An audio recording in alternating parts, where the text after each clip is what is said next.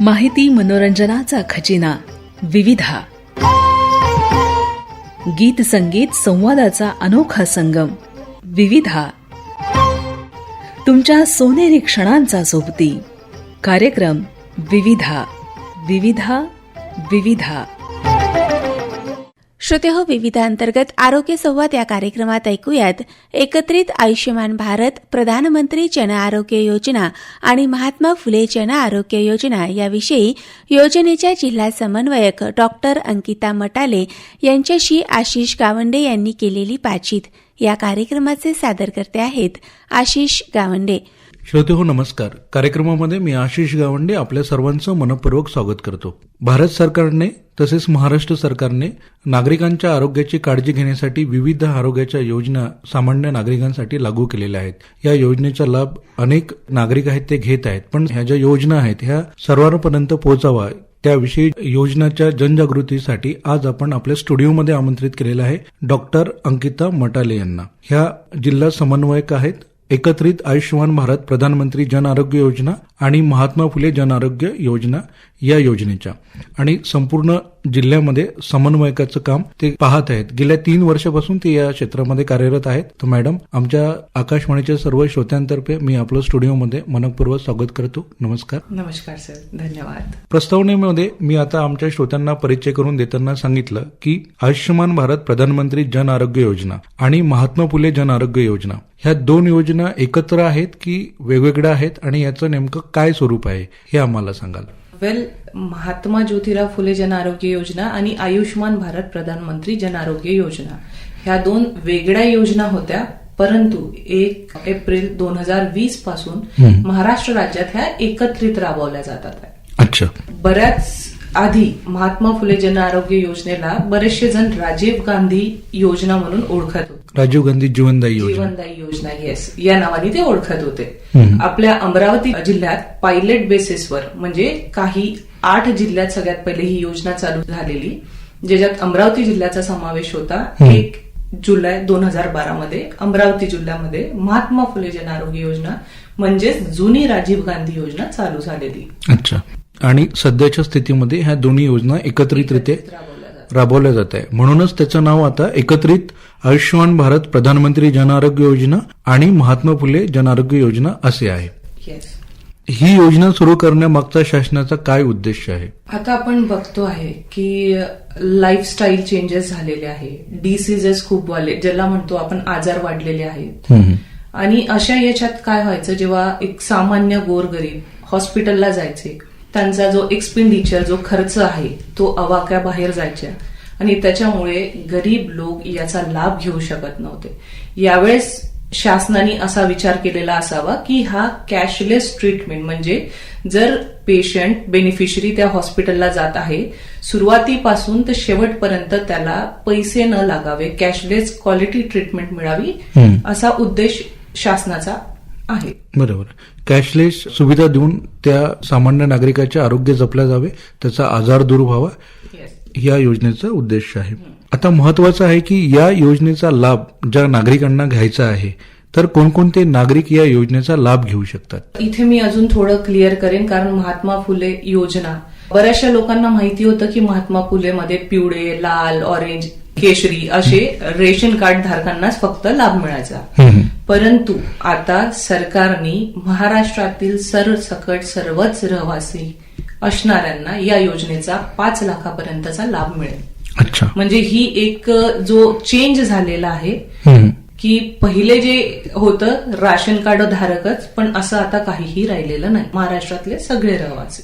बरं. या योजनेसाठी जे नागरिक पात्र होतील त्यांना काही उत्पन्नाची मर्यादा आहे का, किंवा काही निकष आहे का जे लागू होतील? जे निकष पहिले होते पण आता नाहीये. 2024 पासून जे महाराष्ट्र सरकारने सांगितलेलं आहे की महाराष्ट्रातील सरसकट सर्वच रहिवाशांना आयुष्यमान भारत अंतर्गत 5 लाखाचा लाभ मिळेल, तर असं कोणत्याही प्रकारचे निकष सध्या नाही आहेत. बरं.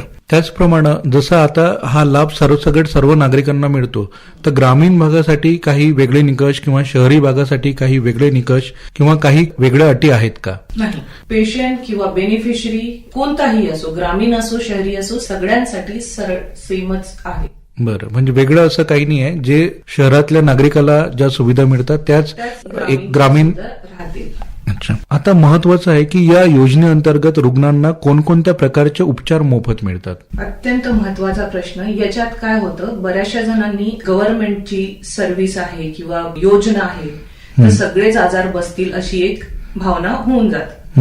पण याच्यात असं नाही. जे अत्यंत गंभीर आजार म्हणून, जसं अमरावती जिल्ह्यात बोलायचं झालं, कार्डिओलॉजी, हार्ट रिलेटेड, जसं हार्ट अटॅकचे झाले, म्हणजे जे लाईफ थ्रेटनिंग म्हणू किंवा जीव घेणे आजार जे आहे ते या योजनेअंतर्गत कव्हर केल्या जातात. बरं. म्हणजे या योजनेअंतर्गत बसतात. या योजनेअंतर्गत 1356 आजार, गंभीर आजारांवर अंगीकृत रुग्णालयांमध्येच मोफत उपचार केला जाईल. परंतु आता नव्याने जो GR आलेला आहे 4 नोव्हेंबरला, ज्याच्यात 2399 म्हणजे जे 1356 वरून आजार मर्यादा 2399 वर गेलेली आहे. बरं.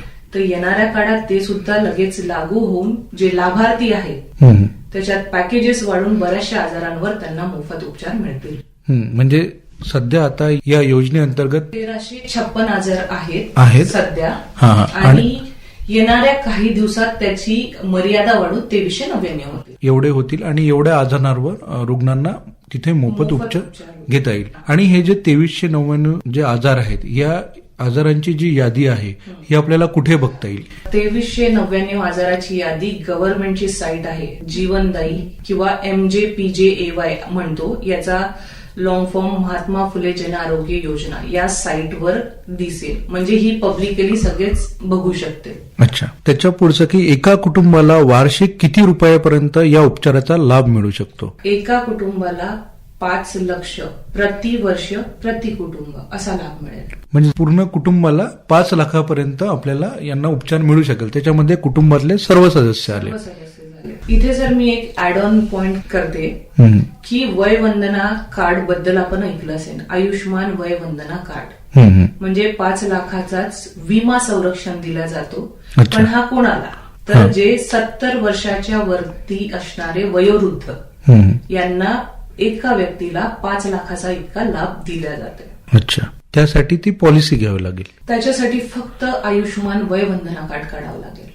अच्छा. 5 लाखाची मर्यादा या योजनेला प्रति कुटुंब प्रति वर्ष आहे.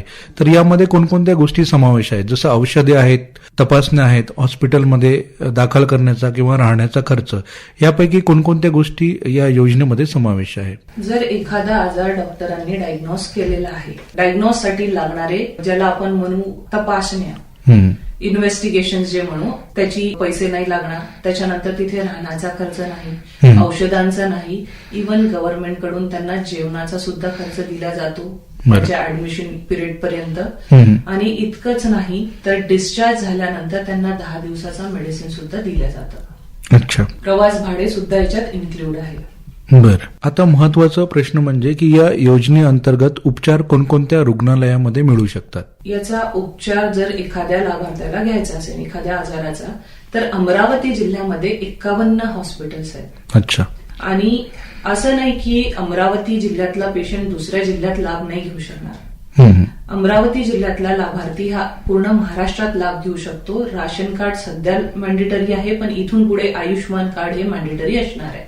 तर ते आयुष्यमान कार्ड घेऊन योजनेअंतर्गत अंगीकृत रुग्णालयात ते लाभ घेऊ शकते. बरोबर आहे. आणि अमरावती जिल्ह्यामध्ये अशा रुग्णालयांची संख्या सध्या 51 आहे, ज्यामध्ये गव्हर्नमेंट हॉस्पिटल सुद्धा इन्क्लूड आहे. अच्छा.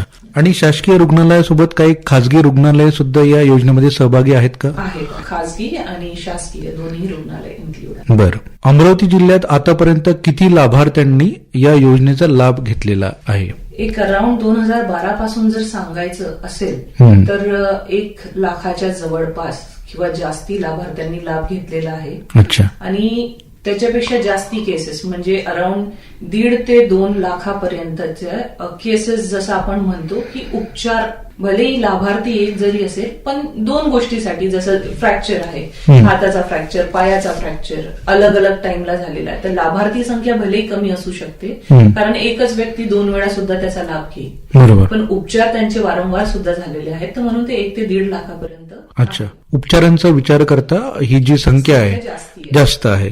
कोणत्या आजारांसाठी या योजनेचा सर्वाधिक वापर होत असल्याचे आढळून आलेले आहे? अमरावती जिल्ह्यामध्ये सांगायचं झालं कार्डिओलॉजी म्हणजे हार्ट डिसीज जे आहेत त्याच्यामध्ये सगळ्यात जास्त. त्याच्यानंतर आपल्या इथे कॅन्सर इन्स्टिट्यूट सुद्धा आहे, ज्याला आपण मेडिकल ऑन्कोलॉजी म्हणतो. किमोथेरपी झालं, सर्जिकल हे झालं, रेडिओथेरपी झाल्या, अशा सगळ्या गोष्टी आपल्या इथे होतात. पॉलिट्रॉमा ऍक्सिडेंटच्या केसेस ज्या आहेत त्याचे उपचार, जनरल सर्जरी, त्याच्यानंतर पिडियाट्रिक मेडिकल मॅनेजमेंट म्हणतो आम्ही, म्हणजे पिडियाट्रिक सर्जरी सुद्धा होतात आणि पिडियाट्रिक मेडिकल मॅनेजमेंट, जर जेवढे बच्चू आहे एनआयसीयू एसआयसीयूची त्यांना गरज पडते अशा केसेस आपल्या जिल्ह्यात जास्ती होतात. अच्छा, आता महत्वाचा प्रश्न म्हणजे की बा या योजनेचा लाभ घेण्यासाठी नागरिकांनी कोणती प्रक्रिया पूर्ण केली पाहिजे? जसे आपण उल्लेख केला आहे की आयुष्यमान कार्ड किंवा महात्मा फुले योजने याचेही काही कार्ड असते का, आणि आयुष्यमान कार्ड याबद्दल आता सविस्तर माहिती सांगा. सुरुवातीला जसं आपण म्हणाले एकत्रित आयुष्यमान भारत प्रधानमंत्री जन आरोग्य योजना व महात्मा फुले जन आरोग्य योजना, म्हणजे ह्या दोन्ही योजना कंबाईन झाल्या, एकत्रित झालेल्या आहे. सध्या आपल्याला राशन कार्ड आधार कार्ड देतोय, पण ही कंबाईन झालेली आहे. इथून पुढे आयुष्यमान कार्ड हे कंपल्सरी असणार आहे. तर सगळ्या नागरिकांनी आपलं आयुष्यमान कार्ड काढून घेणे आवश्यक आहे, तरच त्यांना त्या अंगीकृत रुग्णालयात लाभ मिळेल. आता हे आयुष्यमान कार्ड जे आहे हे नागरिकांना कुठून मिळेल आणि त्याची काय प्रक्रिया असेल? आयुष्यमान कार्ड काढायसाठी आपल्या ग्रामीण भागात जसं बघतोय किंवा शहरी भागात सुद्धा आशा वर्कर आहेत, आशा स्वयंसेविका आपण त्यांना म्हणतो, त्या तुम्हाला कार्ड काढून देतील. सीएससी सेंटर म्हणजे आपले सरकार सेवा केंद्र ते सुद्धा काढून देतील. आणि जिल्ह्यात जे अंगीकृत रुग्णालय आहेत तिथे सुद्धा आरोग्य मित्र हे आयुष्यमान कार्ड काढून देतील. त्याच्या व्यतिरिक्त जे लाभार्थी आहे, बेनिफिशरी आहे, ते स्वतः सुद्धा आपल्या मोबाईलवर स्वतःचं कार्ड काढू शकतात.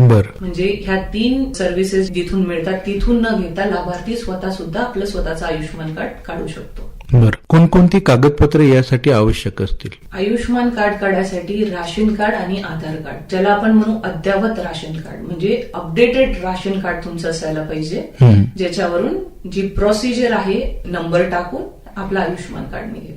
बरं, एखाद्या रुग्णालयात दाखल होताना योजना कार्ड किंवा ओळखपत्र कसे तपासले जाते? एखादा लाभार्थी बेनिफिशरी एखाद्या हॉस्पिटलला जातोय, सगळ्यात पहिले जे आपण रेग्युलरच्या ज्या प्रोसेस असतात आपल्या ओपीडी करतो, त्याच्यानंतर डॉक्टर डायग्नोज करते. डायग्नोज केल्यानंतर हे सगळं प्रोसिजर अंगीकृत रुग्णालयात तिथे एमसीओ म्हणतो, मेडिकल कोऑर्डिनेटर योजनेसाठी नेमलेले असतात. ते आपल्याला गाईड करतात. डॉक्टरांनी डायग्नोज केलं की हा आजार आहे, ते आपल्याला सांगतात हा आजार योजनेत बसतात. योजनेसाठी जे लागणारे डॉक्युमेंट, जसं आपण आयुष्यमान कार्ड म्हणालं, आयुष्यमान कार्ड घेऊन आरोग्य मित्र तिथे आपल्या मदतीला असतात. ते घेऊन हॉस्पिटलच्या साईडनी केसेस टाकल्या जातात आणि तिथून ते लाभ मिळतो. बरं, इमर्जन्सीच्या परिस्थितीमध्ये लाभ घेण्याची प्रक्रिया कशी असते? इमर्जन्सीमध्ये आता बऱ्याच वेळेस जर ऍक्सिडेंटच्या केसेस आपल्याकडे येतात, एक एक्झाम्पल म्हणून सांगते, त्यांच्याकडे तेव्हा डॉक्युमेंट्स नसतं किंवा उपचार घेणं मॅन्डेटरी, कोणीतरी बाहेरचाच नेऊन हॉस्पिटलला सोडतो. बरोबर, अशा वेळेस ईटीआय म्हणून म्हणजे इमर्जन्सी टेलिफोनिक कम्युनिकेशन हॉस्पिटलच्या साईडनी केल्या जातं, जेणेकरून जो लाभार्थी आहे त्याला लाभ चालू होऊन जाईल, पण 5 दिवसाच्या आत त्याला ते डॉक्युमेंट्स द्यावं लागेल, तरच योजनेअंतर्गत त्याचा फ्री ट्रीटमेंट होणार, अदरवाईज नाही होणार. अच्छा, 5 दिवसाच्या आत त्यांना ते डॉक्युमेंट्स द्यावेच लागतात. आणि 5 दिवसाचा कालावधी हा पुरेसा असतो. ही जी योजना आहे ज्याला आपण सध्या एकत्रित आयुष्यमान भारत प्रधानमंत्री जन आरोग्य योजना व महात्मा फुले जन आरोग्य योजना असे संबोधतो, या योजनेच्या जनजागृती करण्यासाठी जिल्हा पातळीवर कोणते उपक्रम राबवले जात आहेत? याच्यासाठी एक आकाशवाणी अप्रोच, त्याच्या व्यतिरिक्त आपण न्यूजपेपरमध्ये गावात दवंडी सुद्धा दिल्या जाते, बॅनर्स पोस्टर्स लागले जातात, आशा स्वयंसेविका सांगतात आणि बऱ्याचशा अशा स्कीम ज्या आहे आपल्या आशा स्वयंसेविका ह्या घरोघरी जाऊन सुद्धा सांगतात. बरं, या योजनेचा लाभ घेण्यासाठी नागरिकांना ज्याही काही अडचणी येतात त्या अडचणी दूर करण्यासाठी काय उपाययोजना आतापर्यंत केल्या गेलेल्या आहेत? अडचणी येण्यासाठी आपण अवेअरनेस जो आहे न्यूजपेपर थ्रू किंवा आपण एखादा डिजिटल चॅनल व्हॉट्सअप ग्रुपमध्ये ह्या सगळ्या माहिती पाठवतो, त्या जरी अपुऱ्या असल्या तरी अंगीकृत रुग्णालय किंवा गव्हर्नमेंट हॉस्पिटलला गेल्यानंतर आपला आरोग्य मित्र तिथे बसतो, ज्याच्यात नावातच आरोग्य मित्र जो आपल्याला हेल्प करतो. येणाऱ्या कोणत्याही अडचणी असेल तर आरोग्य मित्र त्याच्यात मदत करून त्या इश्यू प्रायमरी बेसिसवर सॉल्व्ह करतात. बरोबर आहे. म्हणजे अमरावती जिल्ह्यामध्ये जे 51 अंगीकृत रुग्णालय आहेत, या प्रत्येक रुग्णालयामध्ये आरोग्य मित्र असेल आणि तिथे कोणीही जाऊन आपली अडचण त्यांना सांगू शकतो आणि त्याच्यावरच्या उपाययोजना तो आरोग्य मित्र त्यांना कळवेल. तर हे जे 51 रुग्णालय आहेत हे अमरावती जिल्ह्यामध्ये म्हणजे अमरावतीमध्येच आहेत की काही तालुक्याच्या ठिकाणी सुद्धा आहेत? नाही, अमरावती जिल्हा पूर्ण प्रत्येक तालुक्याला एक गव्हर्नमेंट हॉस्पिटल आहे. त्याच्या व्यतिरिक्त काही तालुक्यामध्ये प्रायव्हेट हॉस्पिटल सुद्धा आहेत. बर. गेल्या 3 वर्षापासून आपण या योजनेसाठी काम करत आहात आणि जिल्हा समन्वयक म्हणून मोठी जबाबदारी पार पाडत आहात. तर भविष्यात या योजनेत आणखी कोणती बदल किंवा सुधारणा होईल असं तुम्हाला वाटते? भविष्यातला बदल म्हणजे जे 1356 वरून आपण 2399 जातोय, म्हणजे ही प्रोसेस ऑनगोईंग आहे, ती लवकरच होईल. बरं. त्यानंतर याच्यात PHC ज्याला आपण म्हणतो प्राथमिक आरोग्य केंद्रे गव्हर्नमेंटची, ती सुद्धा याच्यात इन्व्हॉल्व्ह होणार. बरं. म्हणजे एखाद्या व्यक्तीला जर छोटा काही आजार आहे PHC लेवललाच म्हणजे प्राथमिक आरोग्य केंद्रामध्येच त्यांना त्या गोष्टीचा लाभ मिळेल. अच्छा. अजूनही बरेचसे नागरिक आहेत की ज्यांनी माहितीच्या अभावी या योजनेचा लाभ घेतलेला नाही, आपले आयुष्यमान कार्ड अजून बनवलेले नाहीत. तर या सर्व आमच्या जे श्रोते आहेत त्यांना आपण काय संदेश द्याल? ज्यांनी अजूनही आयुष्यमान काढलेले नाहीत, आयुष्यमान कार्ड काढणे फारसं डिफिकल्ट नाही आहे. जसं मी सांगितलं की आपण सुद्धा मोबाईलवर काढू शकतो. पण तरीही जर काही अडचणी असतील, नाही समजत असतील, आशा स्वयंसेविकेला भेटा, जी आपल्या एरियाची आशा असते, आपल्या गावाची आशा असते, ती तुमचे सगळे प्रॉब्लेम सॉल्व्ह करून देतील. त्याच्या व्यतिरिक्त जिल्ह्याला आमचे आरोग्य मित्र, तालुक्याला सुद्धा आरोग्य मित्र आहे किंवा हेल्पलाईन नंबर सुद्धा आहे, ती मदत होईल. श्रोते, आपल्याशी संवाद साधत आहेत अंकिता मटाले मॅडम. ह्या जिल्हा समन्वयक आहेत एकत्रित आयुष्यमान भारत प्रधानमंत्री जन आरोग्य योजना आणि महात्मा फुले जन आरोग्य योजना जिल्हा अमरावती येथील.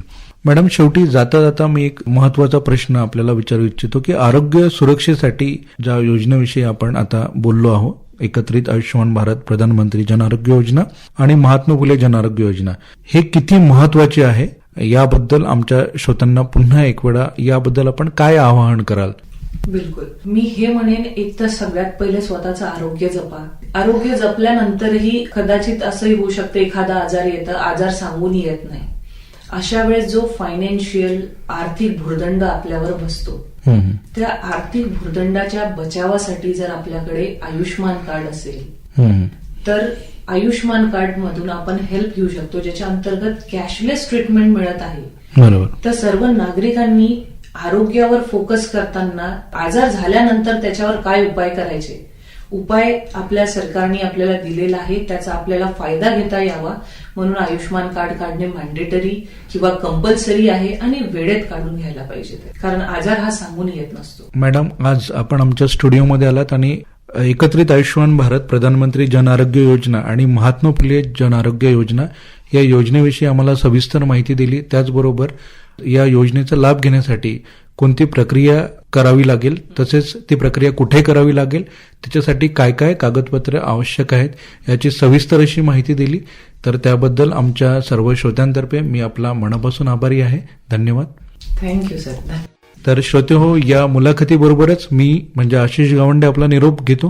भेटूया पुढच्या कार्यक्रमात. तोवर नमस्कार. श्रोते हो, आताच आपण विविधांतर्गत आरोग्य संवाद हा कार्यक्रम ऐकलात. यात एकत्रित आयुष्यमान भारत प्रधानमंत्री जन आरोग्य योजना आणि महात्मा फुले जन आरोग्य योजना याविषयी योजनेच्या जिल्हा समन्वयक डॉक्टर अंकिता मटाले यांच्याशी आशिष गावंडे यांनी केलेली बातचीत ऐकलीत. या कार्यक्रमाला निर्मिती सहाय्य होतं स्नेहल ठाकरे यांचं, तांत्रिक सहाय्य नितीन दातीर यांचं, तर या कार्यक्रमाचे सादरकर्ते होते आशिष गावंडे. माहिती मनोरंजनाचा खजिना विविधा, गीत संगीत संवादाचा अनोखा संगम विविधा, तुमच्या सोनेरी क्षणांचा सोबती कार्यक्रम विविधा. विविधा विविधा.